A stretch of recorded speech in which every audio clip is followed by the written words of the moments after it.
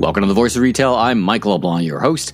The Voice of Retail is produced in conjunction with Retail Council of Canada and is presented by Hale, a performance marketing partner trusted by brands like ASICS, Sage, and Orange Theory to scale with focus and impact. Stephen, welcome to The Voice of Retail podcast. How are you? I'm great. Happy to be here. Thanks for having me. Happy to have you. Where am I finding you today? Sunny Vancouver as we speak. Yeah, Nice. It's been an excellent spring. Fantastic. I was there. We were talking off mic. I was there a couple of weeks ago. Love my trips to Vancouver, and whether it's raining or whether it's sunny, it's so great to be on the West Coast. And listen, you work for a company. I have to tell the listeners, I'm a big fanboy. I've got a couple of pairs of your shoes, and I love the business. I've been following you for many, many years. So I'm really happy to get you on the mic. Let's talk about, so not everybody may know the brand or may not know you. So tell us who you are, what you do for a living, and all about Fluevog shoes. Yeah, my name is Stephen. I'm a rapidly aging human. I live here in Vancouver with my first wife and two horrible teenagers. I moved around a lot as a kid, did a lot of schooling after that at university, started some little businesses, and I've been at John Fluevog Shoes for the last 21 years. I'm the CMO here, and we like to say we make unique soles for unique souls. Well, and let's talk about the business. You've got presence outside of Canada, but give the people a sense of your store and all the ways you go to market. Or do you do any wholesale and retail direct? Yeah, happy to. Give us a sense of that.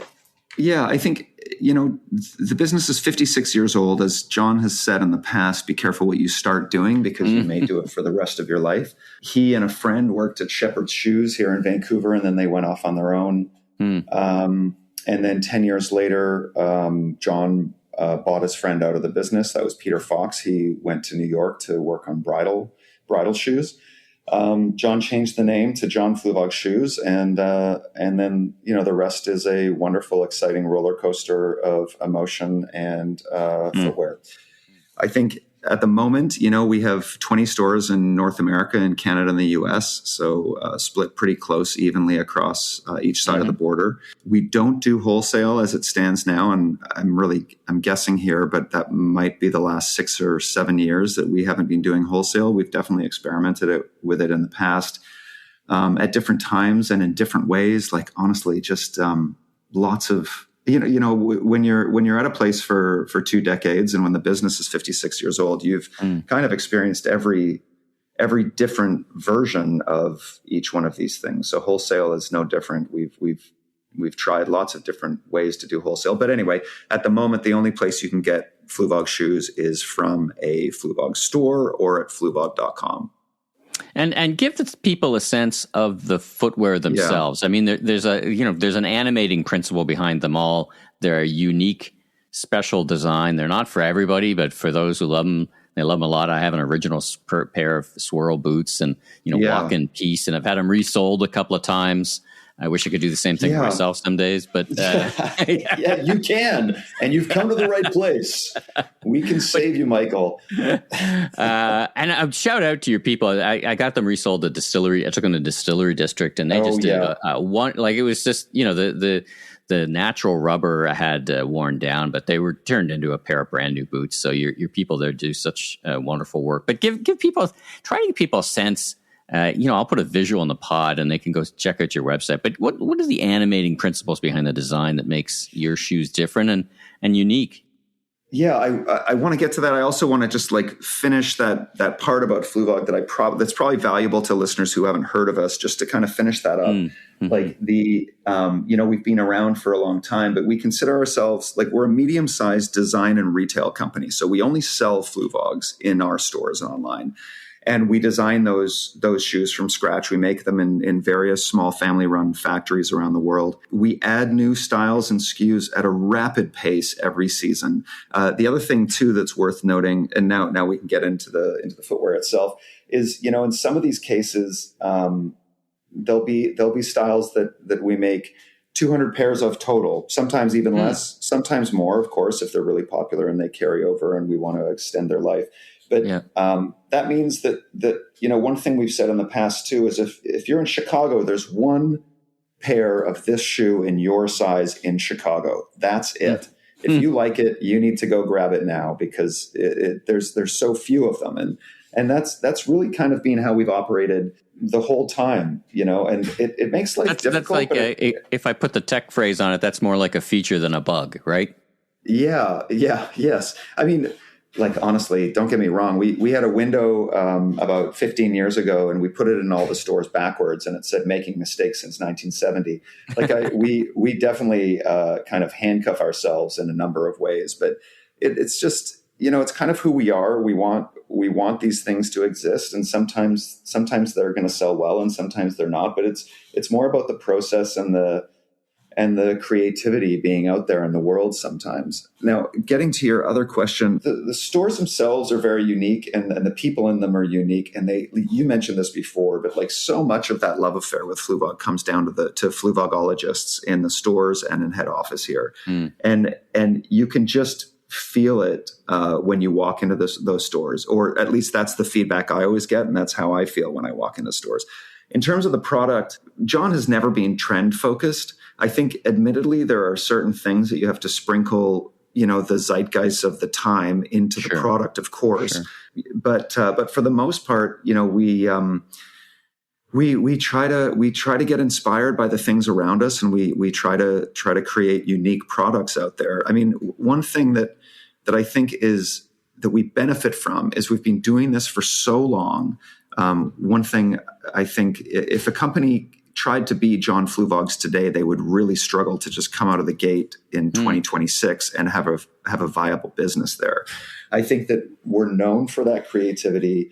I think, as far as I know, we were one of the first kind of direct-to-consumer companies that was putting bizarre messages into the product. And by that, I mean what you mentioned, which is, Satan-resistant soles on angel soles.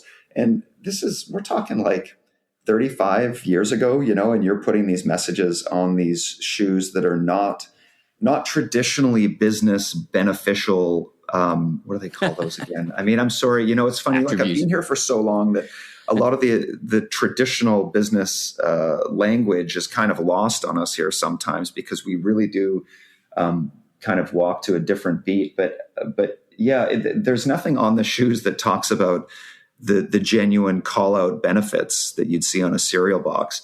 They're usually uplifting messages straight from John. They're energizing, and they're kind of fun, and they don't take themselves too seriously. And that we've been doing that for so long that's become kind of a part of what makes a Fluevog, and therefore what draws Fluvogers to become loyal, dedicated, passionate members of the community. I want to pick up on this theme of how long the organization has been around. I mean, I work for a company that has been around 300 years, Hudson's Bay, and sometimes you get into we tried that, it didn't work. The pros and cons of being around for a long time.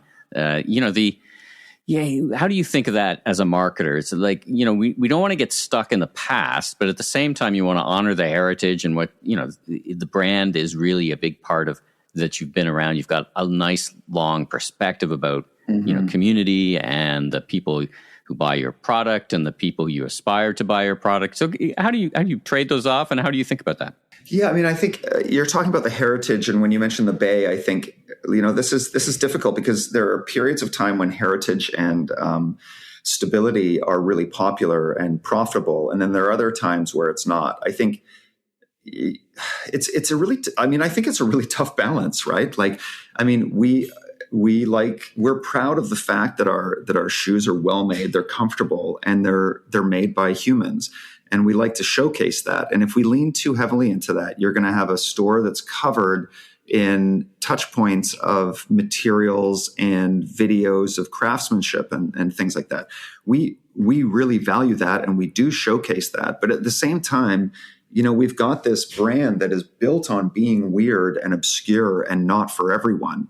And, at times that's also hard to do. But I think it just reminds you, when you're looking at headlines, or you're looking at something to put out into the world, and you ask yourself, like, even being 56 years old, which is almost unseen for a boutique design retail brand in North America. Like there are not a lot of us left.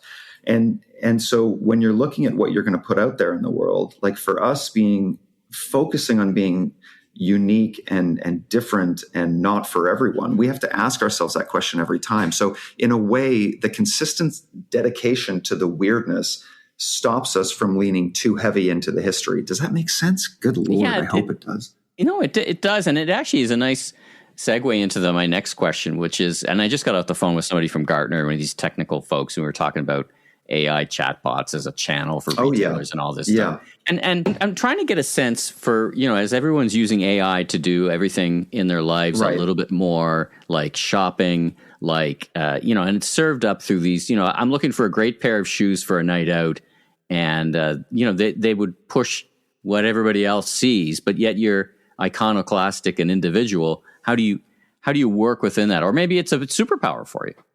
Yeah, I think you're right. I think, one thing that we lean on is trying to make sure that we stay true to that kind of niche energy. And I'll tell you, it's not easy, right? And so like if you're trying to be unique and things aren't going well for you, the obvious kind of option sitting there is like, well, listen, these black brogues are selling really well. If we make 400 pairs or 600 pairs, we can get the price down. Maybe we can start pushing these things and let's take off this splash of color. I think people aren't really into that right now. And then eventually you get into this place where, short term you sold more, slightly less exciting shoes, but long term, when things shift back, you're in a bit of a pickle. I think that ability to stay focused to your niche and your unique offering really helps with those algorithms and with AI search. And a lot of my close friends are algorithms. I love those guys, but like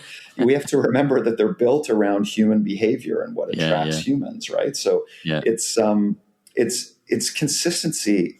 Once you've found I should really preface this by saying everybody's business is different, right? Like if you only sell trucker hats in blue, you've just got a different approach to this world that we live in now. But I mean, for us, superpower is pretty generous, but I do think that we are able to stand out in those areas. And what that means is passing on some of that widespread, often trend-driven activity out there that can really move mountains for a brand and for a company. But like as a marketer, do you try do you do product placement? Celebrities or whatever. Like what are the levers that you pull leading the marketing team to help put the numbers on the board? What do you do? Yeah, of course. I mean, I think like any company that's operating right now in the space in retail, this is what we're talking about. You have to be aware of those tools that are available to you, and you have to know when to use them and when you don't. And I think that's different for each company out there. For us, and it's often gauged by the size of your company, right? And whether you're independent or whether you're funded and you have deep pockets, all of these things come into consideration for that stuff. So for us, looking at what's out there, staying on top of it. I mean, I will say a compliment to the team here, both at head office and in the stores. We're very in touch with what is available out there.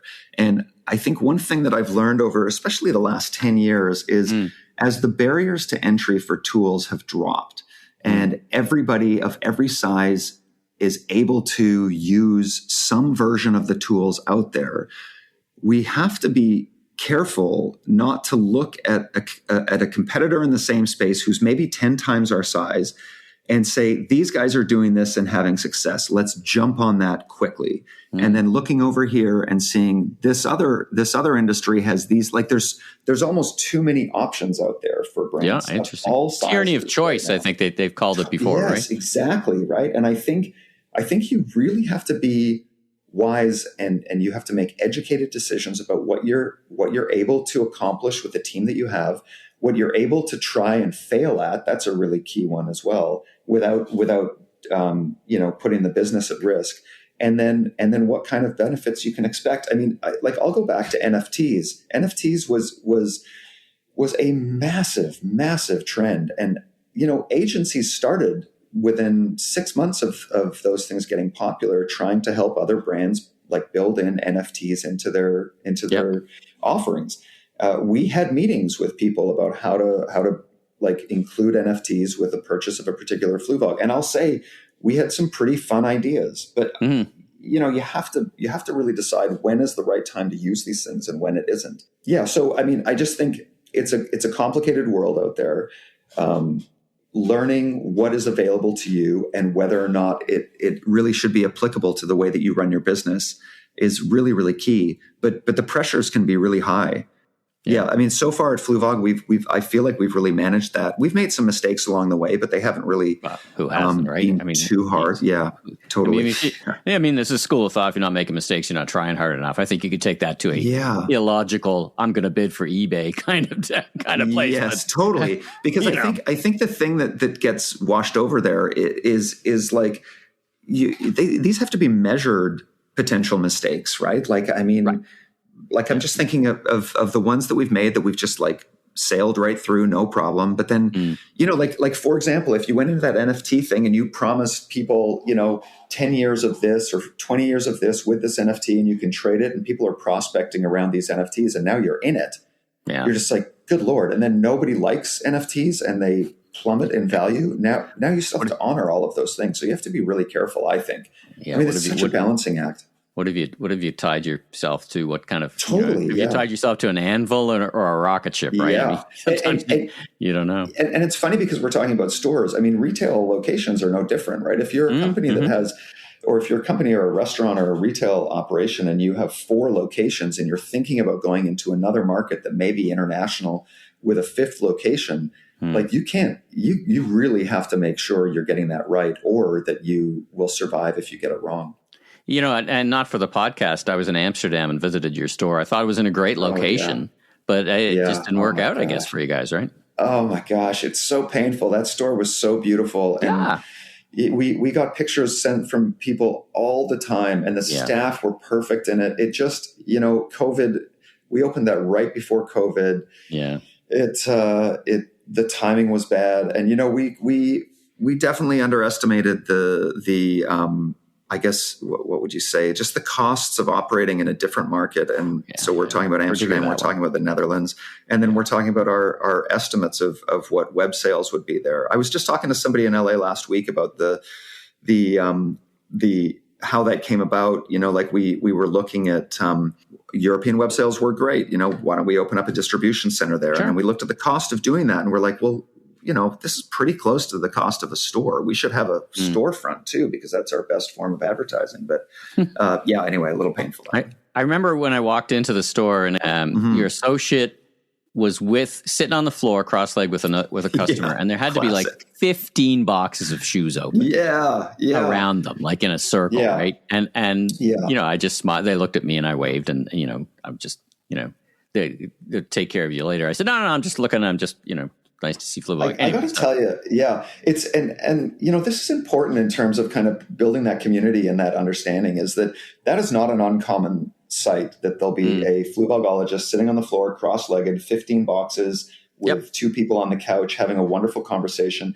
And I always go back. This is a 10-year-old story, but I remember walking down in Gastown. We all work on the mezzanine here in this store, and we walk through the store to go out for lunch and stuff. And I remember going to lunch and. Somebody was helping a customer. This guy was sitting on the couch. Same thing as you're describing, 15 boxes all around. And I go to lunch and I come back and the Fluevogologist is putting all the boxes away. And I'm like, oh, you have to tell me, what did he choose? Like, he had so many choices. And she said, oh, he's going to think about it. And I was like, oh my gosh, I can't believe it. And she was not worried at all, because this is what it takes. This is what it takes to be a Fluevogger too. If you don't own a pair of Fluevogs, it's a long lead time to become a customer. Like, you know, it's a strange pair of shoes that are not inexpensive that you're getting into. Anyway, let's talk about the role of community being an independent retailer. How important is it, and how do you develop it and use it? What's your advice for other retailers who are listening to this and go, boy, I want some of what they have, this intense community? What's your advice, and how do you think about it? Yeah, I mean, I really want to stress that it really depends on the kind of business that you're running and the kind of brand that you have and what you're offering. But I mean, for me, what I've seen over the years is the amount of value that building that community around a product and around a brand can bring to the bottom line, because, bottom line, we want to exist. We need to continue to exist as businesses and people who are offering value to customers. And that's kind of what it comes down to is you build that community. People engage with each other. People engage with the people at the retailer, in the store, online. And that adds value beyond the product. You walk into a store, and you even said yourself, you walk in, you meet some delightful people. Humans tend to like being a part of something, and they also like the excitement of making a new acquaintance, even if it's for a short period of time. But that adds value to the product that you're selling. I think in terms of value too, it's, if you have a good experience, there's word of mouth, there's brand support. If it gets to the extreme of Fluevogers, there's a lot of kind of self-perpetuating build that happens there, and people want to talk about the thing that they're passionate about. So the value to me is really obvious at our place. It might not be for other operators, I guess, depending on the space that they're in, but I have yet to see a retail brand out there that could not or has not been able to build some sort of community around what they're doing. And in my experience, with not just with Fluvog, but with other brands out there as well, I mean, one of the most important things is that humanness. And so we talked about technology before, which we're all in on that as well. So we're not just the touchy-feely version of ourselves that you meet when you come into a store. But, keeping some tension in the transaction, I think, is one of those things, again, depending on the offering that you have. If you're Amazon and you can deliver in 10 minutes because somebody needs a pen, the focus is going to be on price and reliability and price speed, and efficiency, right? Exactly. Basically, price and efficiency. Where you guys, I think of you more in the, as I think of this matrix of, luxury and value and efficiency and experience, and the folks who don't do well are in the center. They're none of either. You guys have done a great idea picking a spot, right? You're not. Yes, totally. I mean, I think that, we definitely have points of friction, I suppose, that don't need to be there. But if you're a first time buyer online and you're not sure of your size, because here's another point of friction, is that a lot of our styles fit differently because we use so many different last shapes. And so if you're not sure, you can check a box and a Fluvogologist will call you and ask you about, the kinds of shoes that you're wearing now.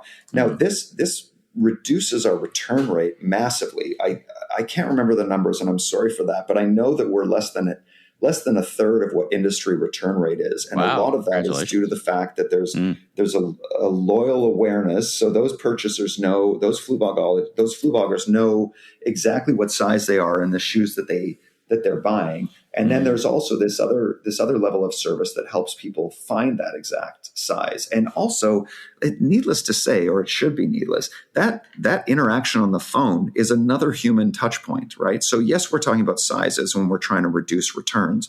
But really, I mean, if you talk to Chad or Patrick or anybody in the stores, you found a new favorite person. Like these people are awesome, and they know the product and they give you comfort, of course, in what you've decided to do. And so anyway, in terms of building those communities, I think one thing that is always hard to kind of relay is that it definitely takes patience. Like it's great to track last clicks and attribution and everything like that. And we do all of those things, and it's very, very important. If you're looking to build community, there probably has to be a side where you are patient with the development of those relationships, and then therefore the relationships that those customers have with each other. It does not happen overnight. But the thing about it is that over time, you can build an oak tree there. Like it is a solid foundation that educates itself. The community will educate itself. It will educate others about your brand. it's even to a certain extent is self-policing if something goes wrong, or if the company makes a mistake. It's the benefits are just incredible, but it really does take kind of consistency of character from the brand side of things and patience in my experience. Last question for you. When you think ahead 5 years, what gives you the most optimism, and conversely, what concerns you the most about the future of independent retail and creative brands like Fluevog? Yeah, it's a good question. I think optimism especially for independent creative brands, I think that there is so much opportunity to do things and to try things out and see what works and doesn't work. And I think it's just so much more approachable than it was 10 years ago. I mean, like not that long ago, there were really only like maybe 4 or 5 athletic shoe brands that existed, Yep. And that's because the barriers to entry were so high.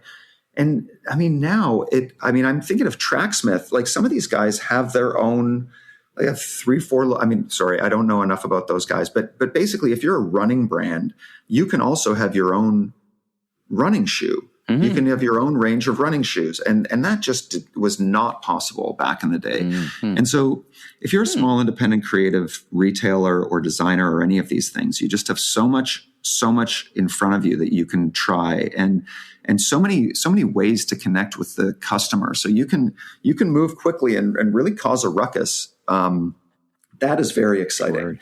Good word. I think that that's exciting, especially when people are focused on kind of the clarity of who they are as a brand and the people who are there. Because again, in all of these cases, we are talking about humans. I feel like just in retail, sometimes we get caught up in a lot of acronyms and a lot of things that are very important, but you can lose sight of the fact that you're dealing with real people here who have real emotions and who feel good when they feel good, even if they don't know why. And you can be a part of that if you kind of follow the understanding that at the end of the day, these are people and you are people as well. So you're able to understand exactly what makes them tick. Sorry, I'm going off on a tangent there. But it's a great. It's a great way to wrap a conversation because in the world of AI slop and all this other stuff, what do you trust? You trust the people, right? You trust those relationships. So I think that your value proposition is even more powerful now than it was 10 years ago or more. Yeah, I think to your point, it's exactly it. I think that you can really get a leg up on competition if you focus on that. But I mean, it's challenging. You've got to weather the storm when things are not good, and you've got to stay true to yourself. I feel like if you're really into the metaverse one year and then you're into human rights, and whether this is part of the change in political environments that we live in, but then all of a sudden you're not about that anymore. You're about you're about something else. People can sense that inconsistency of your character, and I think.